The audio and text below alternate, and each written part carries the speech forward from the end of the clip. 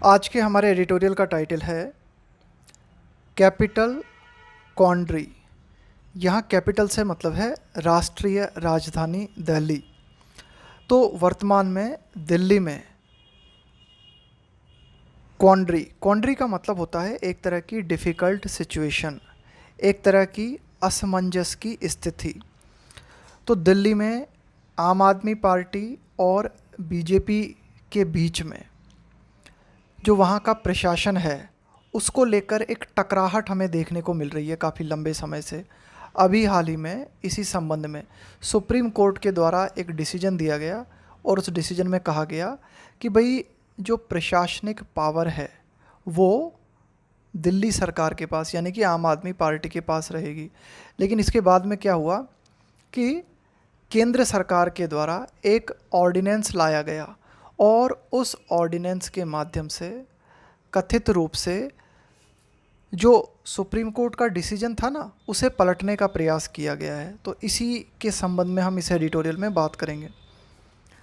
Delhi's quest for administrative autonomy.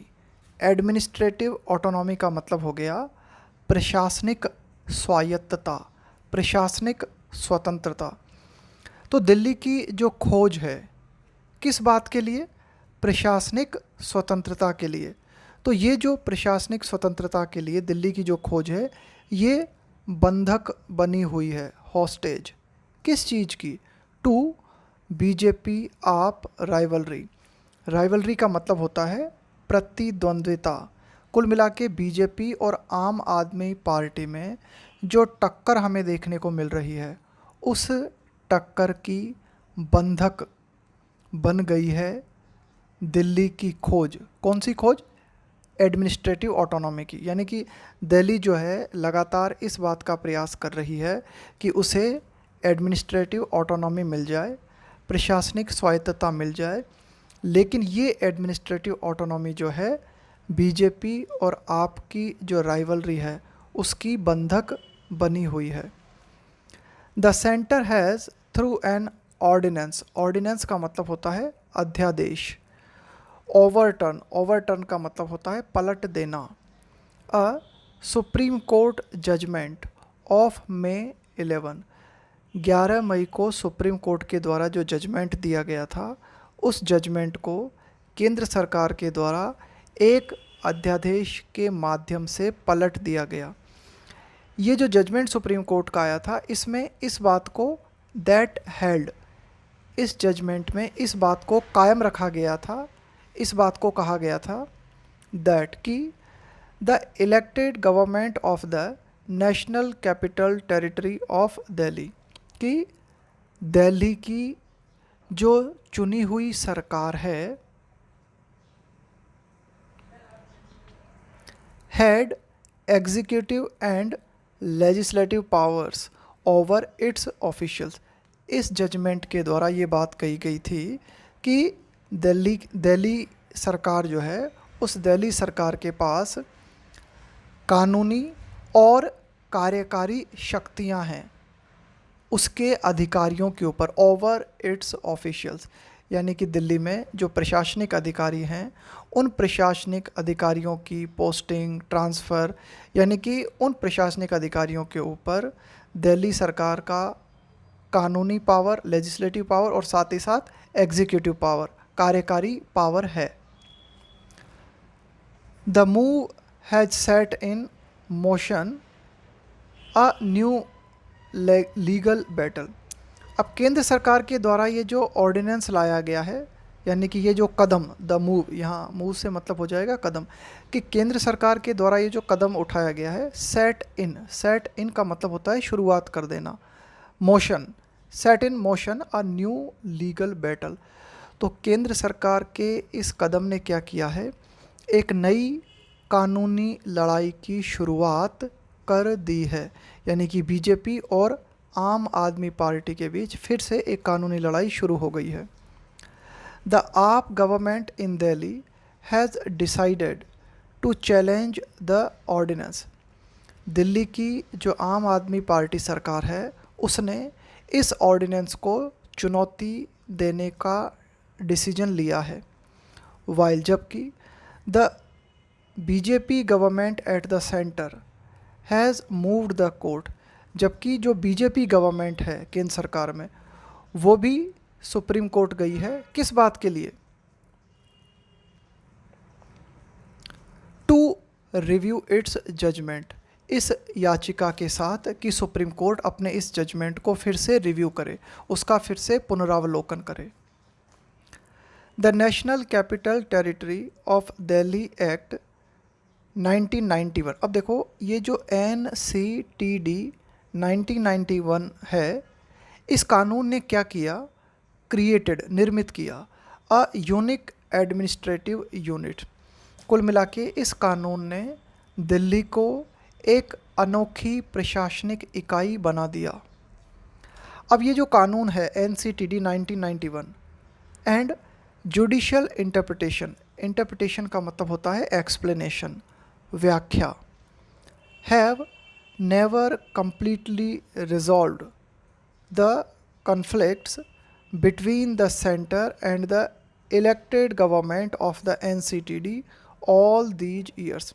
1991 से लेके आज तक ये जो NCTD कानून है इसकी कई न्यायिक व्याख्याएं की गई। जुडिशियल इंटरप्रिटेशंस का मतलब हो गया न्यायिक व्याख्याएं, लेकिन इन न्यायिक व्याख्याओं ने कभी भी पूरी तरीके से, रिजॉल्व का मतलब होता है हल करना, कॉन्फ्लिक्ट का मतलब होता है कलह, संघर्ष, तो कुल मिला के कई जुडिशियल इंटरप्रिटेशंस जो हैं वे दिए गए NCTD 1991 के, लेकिन इन इंटरप्रिटेशंस ने केंद्र और जो दिल्ली की चुनी हुई सरकार है उनके झगड़ों को आज तक पूरी तरीके से समाप्त नहीं किया।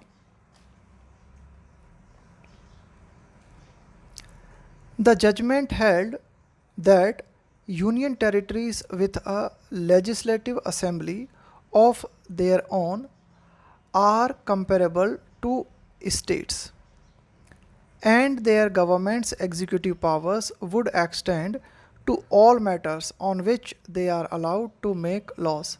अब देखो, अभी हाल ही में ये जो जजमेंट दिया गया है सुप्रीम कोर्ट के द्वारा, द जजमेंट हेल्ड, इस जजमेंट में इस बात को कायम रखा गया कि ये जो यूनियन टेरिटरीज़ हैं, यानी कि जो यूनियन टेरिटरीज़ हैं, इसके अलावा जो with a legislative assembly of their own, यानी कि ऐसे केंद्र शासित प्रदेश जिनकी खुद की लेजिस्लेटिव असेंबली है। देखो, लेजिस्लेटिव असेंबली का मतलब होता है कानूनी सभा, विधानसभा है, संसद है, इनको हम बोलेंगे लेजिस्लेटिव असेंबली, यानी कि जो लेजिस्लेशन बनाती है, कानून बनाती है।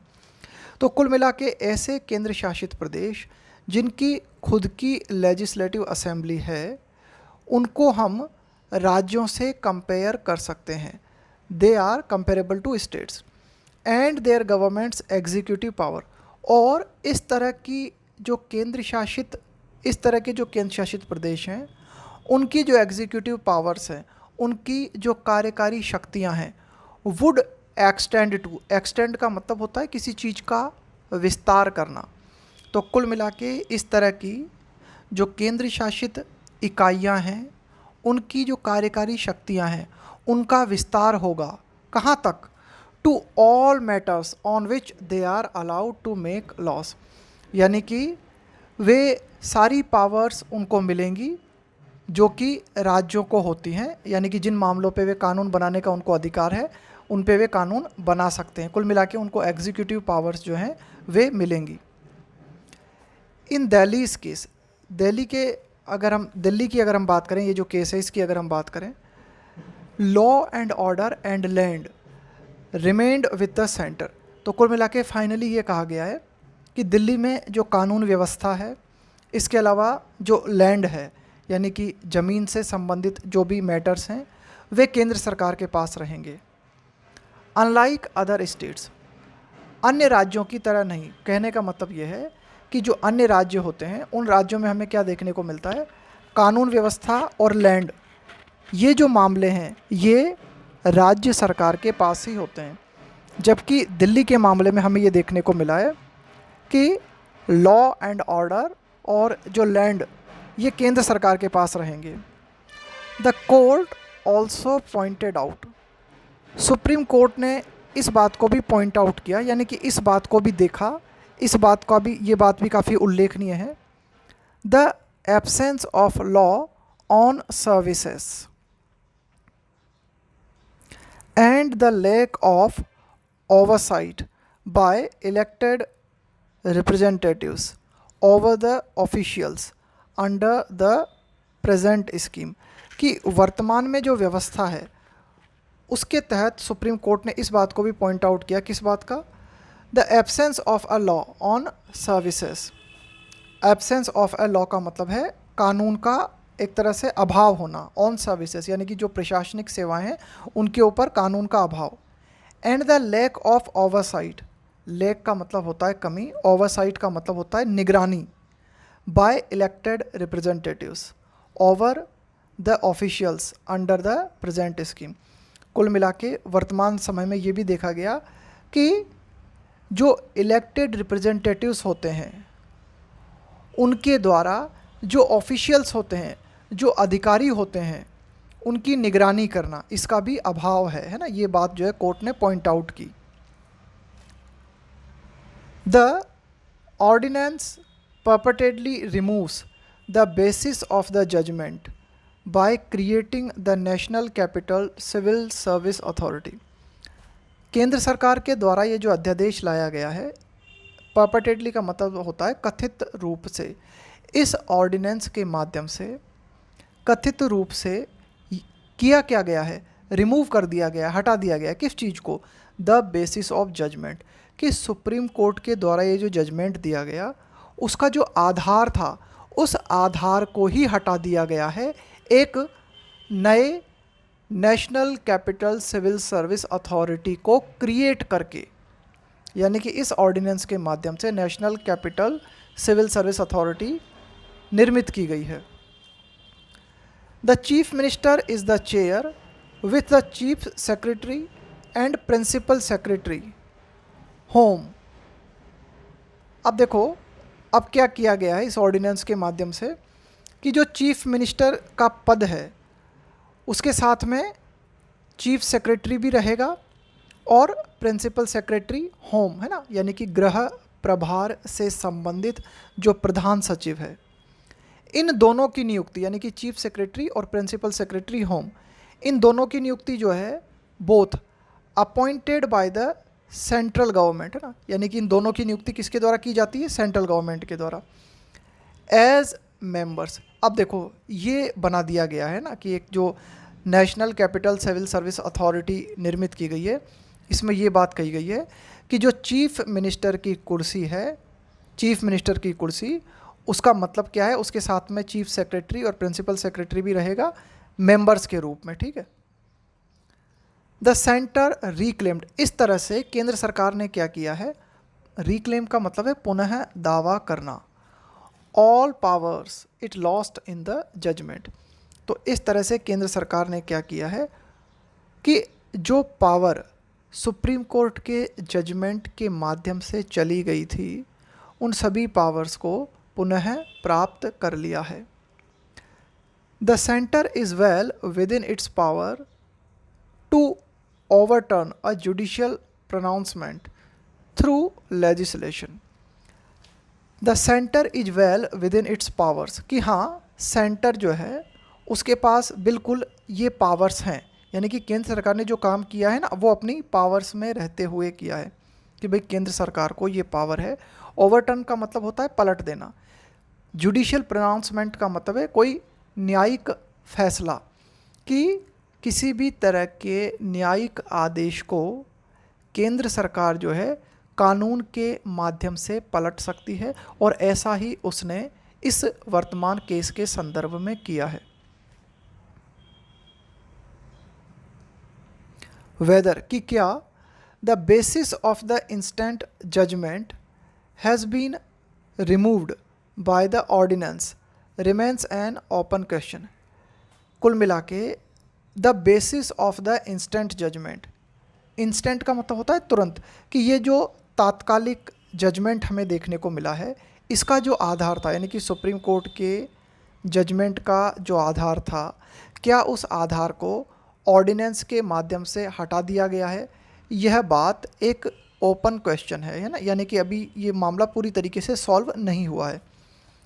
But the more pertinent issue is, pertinent का मतलब होता है प्रासंगिक, रेलेवेंट, लेकिन ज़्यादा प्रासंगिक जो मुद्दा है वो ये, the political intent of the centres move, कि केंद्र सरकार ने ये जो कदम उठाया है उसका, देखो इंटेंट का मतलब होता है इरादा, इंटेंशन, इरादा, तो कुल मिला के उसका राजनीतिक इरादा क्या है, तो ये बात जो है ज़्यादा प्रासंगिक है। कुल मिला के ये कदम केंद्र सरकार के द्वारा किस राजनीतिक मकसद से उठाया गया है, ये बात ज़्यादा प्रासंगिक है। The centre under the current BJP dispensation, dispensation का मतलब होता है व्यवस्था, कि वर्तमान में जो केंद्र सरकार है बीजेपी की, है ना, जो केंद्र सरकार में जो भी शासन व्यवस्था है, हैज़ बीन कन्फ्रंटेशनल, कन्फ्रंटेशनल होने का मतलब होता है टकराहट पूर्ण स्थिति में होना, यानी कि किसी से बार बार टकराना, रादर देन कोऑपरेटिव। तो कुल मिला के कहने का मतलब ये है कि वर्तमान में जो केंद्र सरकार है वो सहयोगात्मक होने की बजाय कन्फ्रंटेशनल ज़्यादा रही है with states in resolving, resolve का मतलब है हल करना, गवर्नेंस इश्यूज़, कि शासन व्यवस्था से संबंधित जो भी मुद्दे होते हैं उन्हें राज्यों के साथ सहयोगात्मक तरीके से हल करने की बजाय केंद्र सरकार कन्फ्रंटेशनल रही है, यानी कि टकराहट की स्थिति में हमेशा हमें केंद्र सरकार देखने को मिलती है जब भी शासन व्यवस्था की बात आती है विभिन्न राज्यों के साथ।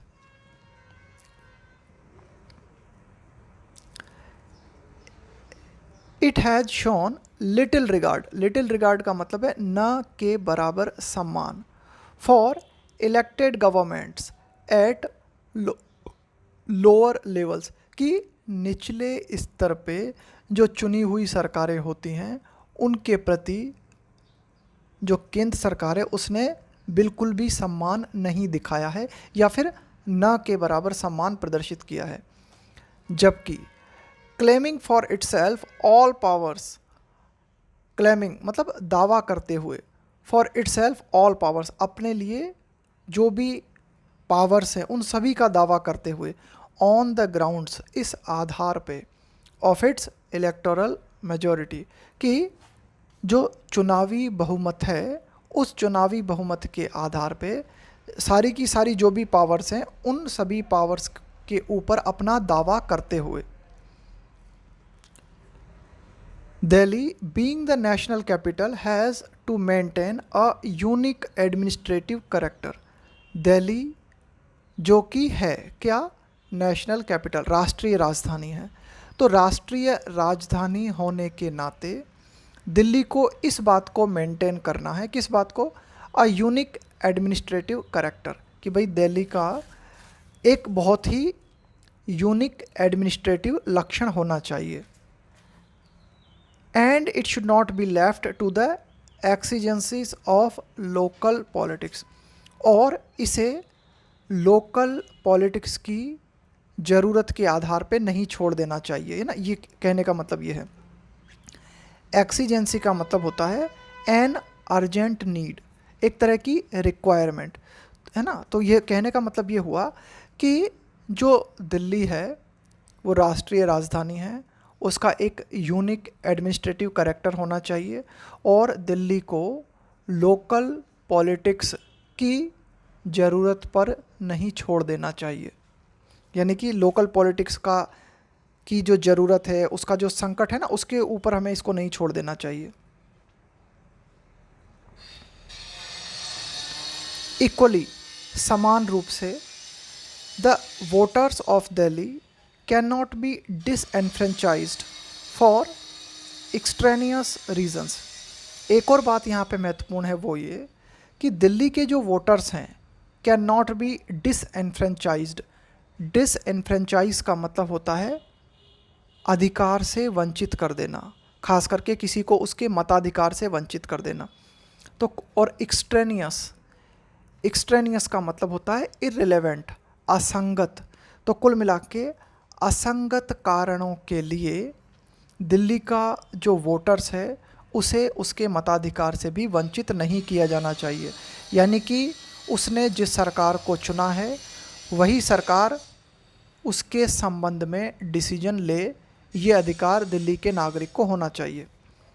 The irony is that, irony का मतलब होता है विडंबना। विडंबना देखिए, अब विडंबना ये है कि आप itself has been a votary of centralisation. Votary का मतलब होता है समर्थक, सेंट्रलाइजेशन का मतलब होता है केंद्रीयकरण। अब देखो, इस वर्तमान मुद्दे के संबंध में आप पार्टी बीजेपी का विरोध कर रही है, लेकिन विडंबना देखिए कि आम आदमी पार्टी स्वयं केंद्रीयकरण की समर्थक रही है।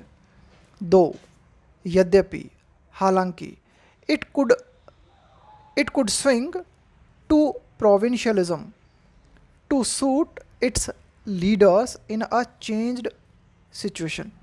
हालांकि स्विंग का मतलब है एक तरीके से चेंज कर जाना, प्रोविंशियलिज्म का मतलब होता है प्रांतीयवाद, प्रोविंशियल का मतलब होता है प्रांतीय। To suit its leaders in changed situation, कि अब परिवर्तित सिचुएशन में आम आदमी पार्टी के लीडर्स जो हैं उनको जो सूट करे उस प्रोविंशियलिज्म की तरफ आम आदमी पार्टी जो है अब घूम सकती है। The AAP government had resorted to, resort to का मतलब होता है सहारा लेना, provincialist rhetoric in the past. Provincialist का मतलब हो गया प्रांत से संबंधित, रिटोरिक का मतलब होता है जो भाषणबाजी की जाती ना, आडंबरपूर्ण बोल जो बोले जाते हैं, ऊंचे ऊंचे बोल, उनको बोलते हैं रिटोरिक। तो अगर हम पास्ट की बात करें तो आम आदमी पार्टी ने किस चीज़ का सहारा लिया है? प्रोविंशियलिस्ट रिटोरिक का, कि भाई जो प्रांतीय स्तर है ना उस पर आम आदमी पार्टी ने जोर दिया है। Also going to the extent of, extent का मतलब होता है किस डिग्री तक, किस सीमा तक, of questioning the rights of people from other states. मतलब आम आदमी पार्टी पास्ट में इस हद तक प्रोविंशियलिस्ट अप्रोच पे चली गई थी कि उसने ये सवाल खड़े करना शुरू कर दिया था। क्या सवाल? The rights of people from other states, कि अन्य राज्यों के जो लोग दिल्ली में हैं उनके स्वास्थ्य और शिक्षा पाने के अधिकार पे सवाल खड़ा कर दिया था। कुल मिला के आम आदमी पार्टी ने ये कह दिया था कि भाई अगर आप दिल्ली के नागरिक नहीं हो तो फिर आपको जो हेल्थ केयर सुविधाएं हैं जो दिल्ली के द्वारा प्रदान की जा रही हैं या जो एजुकेशन से संबंधित सुविधाएं वो नहीं मिलेंगी ना। इस हद तक जो है दिल्ली प्रोविंशियलिस्ट अप्रोच पे चली गई थी। From other states to access, access का मतलब होता है पहुंच, health care and education in the national capital. तो इस डिग्री तक आम आदमी पार्टी जो है रिटोरिक अप्रोच उसने अपनाई थी, प्रोविंशियलिस्ट अप्रोच उसने अपनाई थी कि अन्य राज्यों के जो नागरिक हैं उनके ऊपर ये सवाल खड़े कर दिए थे कि भाई आप दूसरे राज्य के हो तो आपको यहाँ पे एजुकेशन और हेल्थ केयर सुविधाएं जो दिल्ली गवर्नमेंट के द्वारा दी जाती हैं वो नहीं मिलेंगी। एक और बात देखिए, it was also a cheerleader. Cheerleader का मतलब होता है जो किसी चीज़ को बहुत ही उत्साह से सपोर्ट करता है। It was also a cheerleader of the centre's brazen move. Brazen का मतलब होता है बहुत ही शर्मनाक, बहुत ही बेशर्मीपूर्ण। तो कुल मिला के केंद्र सरकार के द्वारा जो बहुत ही शर्मनाक कदम उठाया गया, क्या था वो कदम? Dismantled the state of Jammu and Kashmir. Dismantle का मतलब होता है तोड़ देना, कि जम्मू कश्मीर राज्य को डिसमेंटल कर दिया गया इनटू 2 यूनियन टेरिटरीज और उसे 2 केंद्र शासित प्रदेशों में विभाजित कर दिया गया। ये जो कदम केंद्र सरकार के द्वारा उठाया गया इसमें आम आदमी पार्टी सपोर्टर रही थी। डेमोक्रेसी एंड फेडरलिज्म, लोकतंत्र और संघवाद। फेडरलिज्म का मतलब होता है संघवाद, संघवाद का मतलब होता है राज्य स्तर और केंद्र स्तर पे अलग अलग सरकारें होना और उनके बीच में कोऑपरेशन होना। तो democracy and federalism are threatened by, देखो किसी चीज़ को थ्रेट करने का मतलब होता है खतरा खड़ा कर देना उस चीज़ के लिए। बाय एन अनप्रिंसिपल्ड हंगर, अनप्रिंसिपल्ड का मतलब है सिद्धांतहीन, जहाँ कोई सिद्धांत हमें देखने को नहीं मिलता। हंगर का मतलब हो गया भूख, फॉर पावर, यानी कि सत्ता के लिए जो सिद्धांतहीन भूख है उसने खतरा खड़ा कर दिया है डेमोक्रेसी और फेडरलिज्म के लिए। और अगर हम बात करें आम आदमी पार्टी की, तो आम आदमी पार्टी जो है वो विलेन और विक्टिम दोनों हैं। विक्टिम का मतलब है एक तरह से शिकार, यानी कि आप पीड़ित हो, और विलेन का मतलब है कि आप एक खलनायक हो। तो कुल मिला के आम आदमी पार्टी ने, देखो कुल मिला के कहने का मतलब ये है कि आम आदमी पार्टी जो है ना, ये भी कई बार जो है जो सेंट्रलाइजेशन है, जो केंद्रीकरण है, उसे सपोर्ट करती हुई दिखाई देती है। उदाहरण के तौर पे जम्मू एंड कश्मीर का जब विभाजन किया गया और 2 यूनियन टेरिटरीज़ में उसको विभक्त कर दिया गया, तब भी जो है आम आदमी पार्टी ने केंद्र सरकार के इस कदम को सपोर्ट किया। और अब जब खुद के ऊपर आ रही है ना कि भाई जब दिल्ली के संबंध में केंद्रीकरण करने के प्रयास जब किए जा रहे हैं, तो आम आदमी पार्टी कह रही है कि भाई क्षेत्रीयता को बढ़ावा दिया जाना चाहिए। तो इस तरह से हम कह सकते हैं कि कुल मिला के हमें क्या देखने को मिलता है, आम आदमी पार्टी जो है उसने एक तरीके से विलेन की भूमिका भी अदा की है और वर्तमान समय में वो एक विक्टिम भी है। और फाइनल लाइन यही की गई है कि जो लोकतंत्र है और जो फेडरलिज्म है, उसे सत्ता के लिए जो सिद्धांतहीन भूख होती है, सत्ता पाने की जो सिद्धांतहीन भूख होती है, उसी से खतरा होता है, किसे, डेमोक्रेसी और फेडरलिज्म को। ये था हमारा आज का एडिटोरियल।